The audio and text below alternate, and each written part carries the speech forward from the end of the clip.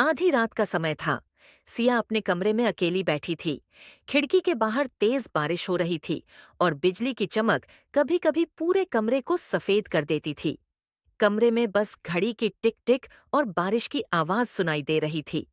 सिया का मोबाइल अचानक बज उठा। स्क्रीन पर अज्ञात नंबर था। उसने थोड़ी हिचकिचाहट के बाद कॉल काट दी।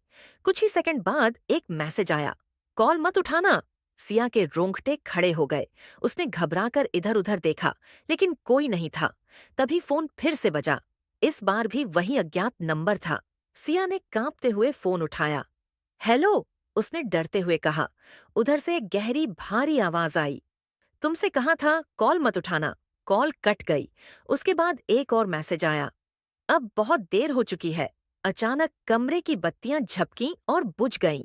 सिया ने घबराकर टॉर्च ढूंढी, लेकिन उसे कुछ भी नहीं मिला। तभी कमरे के कोने से एक अजीब सी खरखराहट सुनाई दी। उसने हिम्मत जुटाकर पूछा, "क- कौन है वहां?"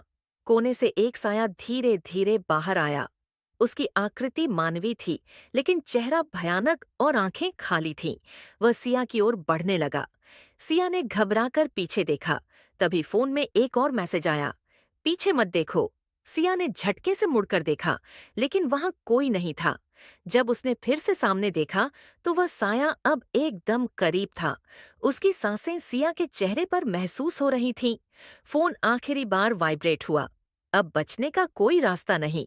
सिया ने चीखने की कोशिश की, लेकिन आवाज गले में ही अटक गई। साया ने उसे अपनी ओर खींचा और पूरे कमरे में घुप अंधेरा छा गया। अगली सुबह उसका कमरा खाली